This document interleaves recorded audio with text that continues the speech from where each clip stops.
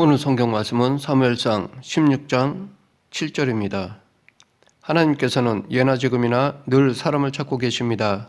지금 우리 주변에는 수많은 교회와 화려한 집회가 있고 또 그 안에서 주님을 향해 세련된 신앙 고백들을 올려드리는 많은 사람들이 있지만 정작 하나님이 찾으시는 사람은 많지 않은 것 같습니다. 만약 그 고백들이 주님께 다 연락되었다면 오늘날 교회의 현실이 이렇지는 않을 것입니다. 그러기에 이제는 맹목적인 확신이 아니라 우리가 맺고 있는 열매를 보고 냉정하게 판단해야 할 때입니다. 정말로 우리 가운데 주님이 계신 것이 맞는지, 우리가 과연 주님이 찾고 계시는 그 사람인지 성찰해 보아야 합니다. 하나님이 받으시는 예배와 찬양과 고백과 헌신은 드리는 사람의 중심이 아니라 받으시는 하나님의 기준으로 성립됩니다. 내 기준으로는 하나님께 드렸다고 생각할 수 있겠지만 정작 하나님께서는 아무것도 받지 않으실 수도 있습니다. 그렇다면 하나님께서는 어떤 예배를 받으시는가 오늘 본문에 나오는 다윗을 통해 살펴보고자 합니다. 사무엘상 16장에 하나님이 받으신 한 사람이 기록되어 있습니다. 그 당시 수많은 사람들 중에 하나님께서는 한 사람을 택하시고 그의 삶을 받으셨습니다. 그리고 하나님이 그렇게 그의 삶을 받으셨을 때 그를 통해 얼마나 위대한 역사가 일어났는지 우리는 성경을 통해 알 수 있습니다.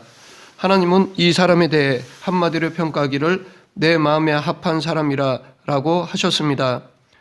역대하 16장 9절에서는 하나님이 찾으시는 사람에 대해 여호와의 눈은 온 땅을 두루 감찰하사 전심으로 자기에게 향하는 자들을 위하여 능력을 베푸시나니 라고 말하고 있습니다. 하나님은 전심으로 당신에게 향하는 자들을 위해 두루 감찰하십니다. 이것은 하나님의 관심은 화려한 예배나 그럴듯한 고백에 있지 않다는 것을 말하는 것입니다. 그렇다고 예전적 예배를 무시하는 것은 아닙니다. 다만 마음이 없는 예배는 헛된 것이라는 것입니다. 하나님은 우리의 중심을 보십니다. 즉 예배가 화려하지 않아도 고백이 대단하지 않아도 중심이 온전히 당신께로 향하여 드린다면 하나님은 그 예배를 기쁘게 받으신다는 것입니다. 다윗은 그의 마음이 온전히 하나님께로 향했기에 하나님은 그를 당신의 마음에 합한 자라고 인정해 주신 것입니다. 이렇게 다윗에게는 온전한 믿음이 있었습니다. 그래서 그는 어떠한 상황에서도 믿음에 따라 반응하였습니다. 설령 죄를 지었거나 실패를 했을 때라도 그의 마음은 언제나 하나님께로 향하였습니다. 그렇다면 과연 다윗이 하나님께 인정받을 수 있었던 그 중심의 믿음은 어떠했나요? 하나님의 연단을 통해 그 중심이 바로 선 사람들은 강철에 새겨진 글씨처럼 단단한 인격을 갖고 있습니다. 그래서 실수하거나 죄를 지었을 때라도 혹은 성공했을 때도 그 중심은 흔들림이 없습니다. 다윗은 그 중심에 흔들리지 않는 하나님에 대한 믿음이 세워져 있었습니다. 그러하기에 그의 인생에 발생된 수많은 사건 속에서도 흔들림 없이 그 원칙에 따라 반응할 수 있었습니다. 그리고 하나님은 그의 그런 중심을 보셨습니다. 사무엘상 16장에 보면 하나님은 사울을 버리고 이스라엘에 새로운 왕을 세우기로 작정하셨습니다.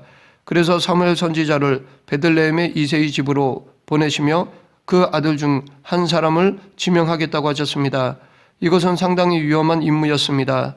사울 왕 입장에서 보면 이것은 반역 행위여 반란이라 할 수 있습니다. 그러하기에 하나님께서는 사무엘에게 한 가지 작전을 세워주셨습니다. 그것은 베들레헴에 제사 드리러 왔다 하는 것이었습니다. 그리고 그 제사에 이새의 가족을 초청하는 것이었습니다. 그럼에도 불구하고 이것은 여전히 위험한 임무였습니다.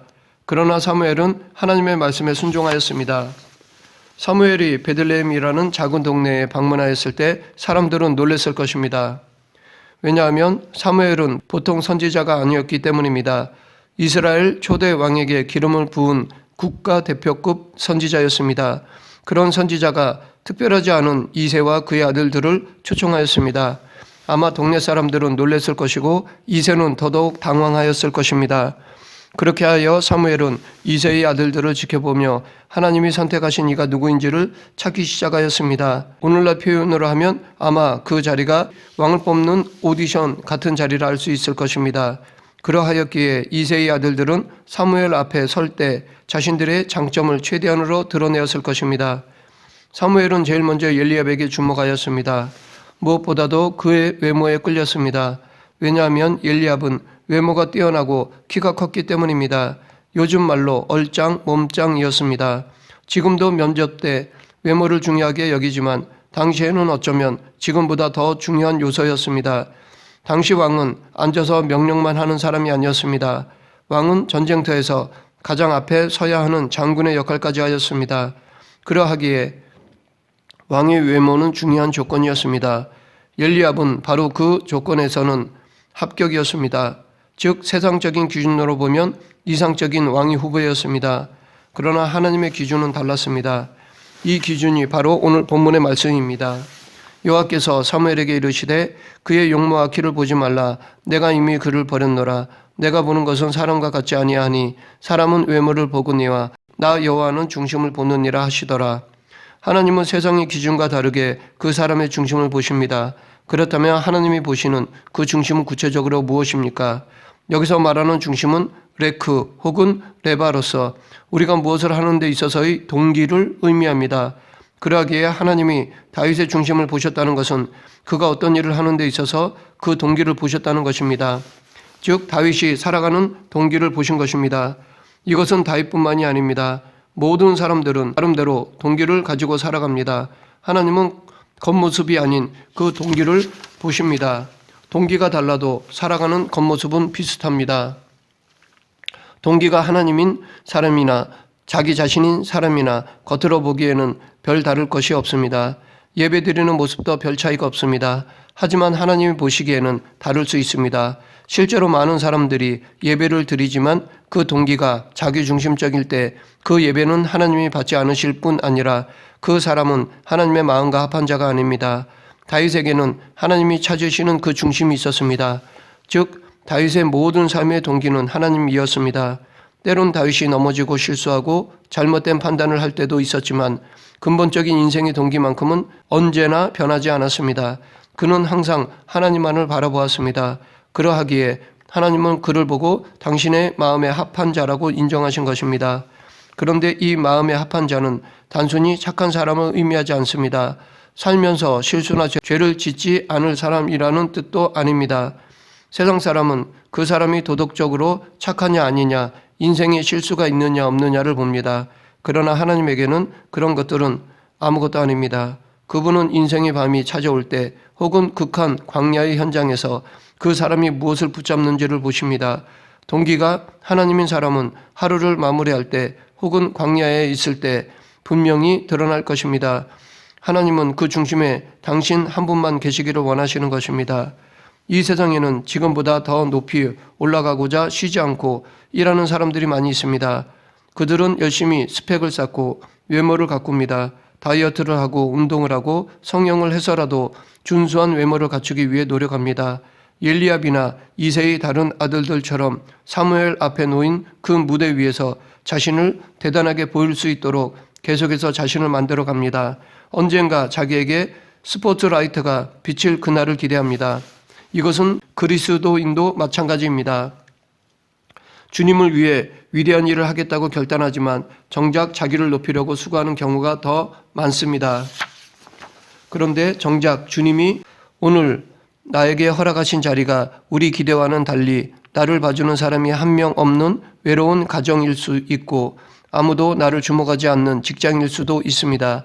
그렇게 하루하루 지내다가 뒤돌아보면 한 달이 지나고 1년이 지나고 무엇을 위한 삶인지 아무 의미도 없는 것 같다는 생각이 들기도 합니다. 그러나 하나님의 목적은 그런 삶 속에서도 우리들이 당신을 더 알아가는 것입니다. 오늘 하루 하나님의 뜻을 이루어가는 것입니다. 여기서 우리는 이새의 모든 아들들이 집합한 가운데서도 다윗이 빠진 것에 주목해야 합니다. 다윗은 형들이 사무엘과 함께 제사 드리고 있던 그 시간에도 양떼를 지키고 있었습니다. 즉 자기의 사명을 충실하게 감당하고 있었습니다. 이렇게 자신에게 맡겨진 양떼와 함께 하는 그곳이 다윗에게는 하나님을 만나는 최상의 장소였습니다. 그런 믿음이 있었기에 여호와는 나의 목자시니 내게 부족함이 없으리로다 라고 고백할 수 있었던 것이라 봅니다. 이 고백 안에는 세상의 조건을 초월한 여호와 한 분만으로 기쁘고 만족하다는 마음이 담겨 있습니다. 다윗처럼 삶의 동기가 오직 주님인 사람은 오직 주님 한 분만으로 만족하고 그분이 오늘 주신 삶의 자리에서 충실하게 일합니다. 이런 사람은 헛된 꿈을 꾸지 않으며 뜬 구름을 쫓지도 않습니다. 다윗은 하나님이 주신 자리를 중요하게 생각하고 감사하였습니다.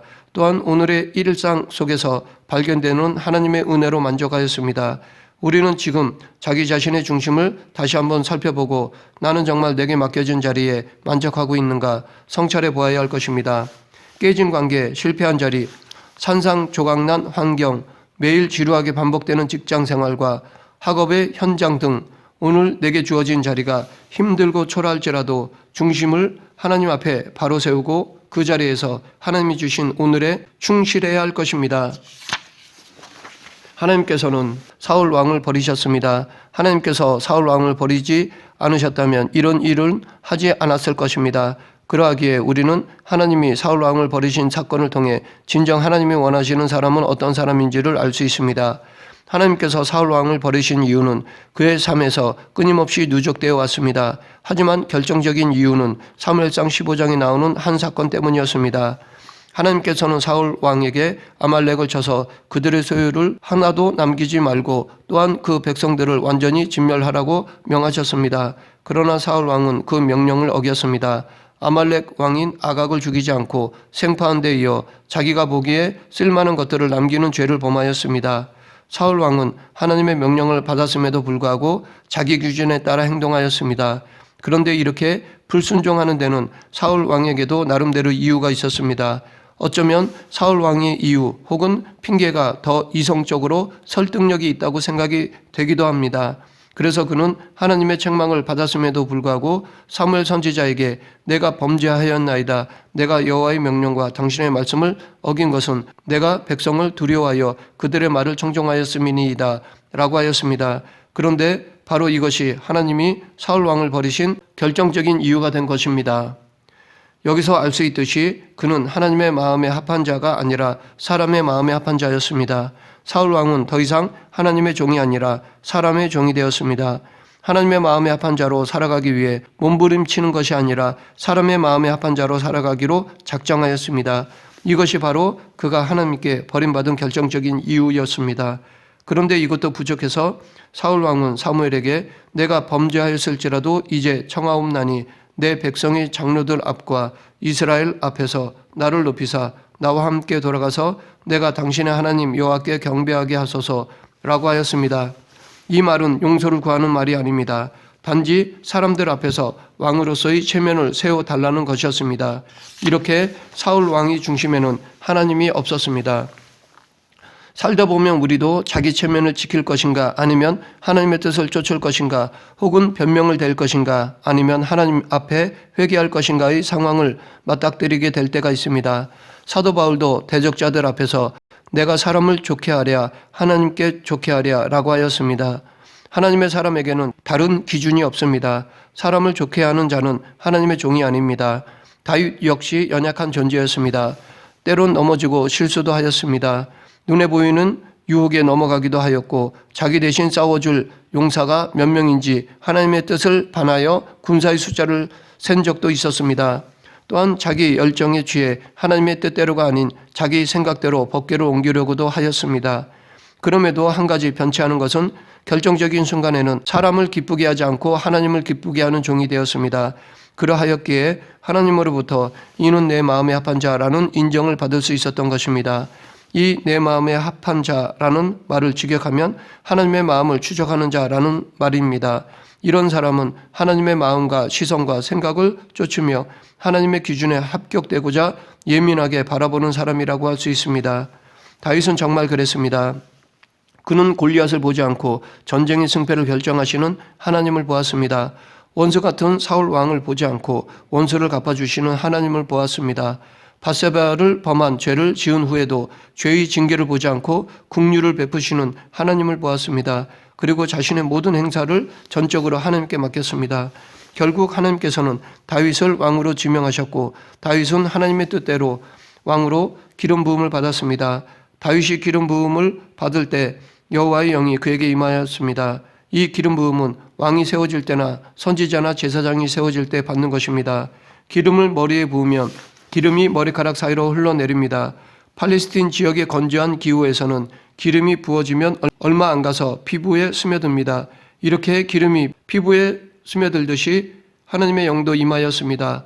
다윗은 그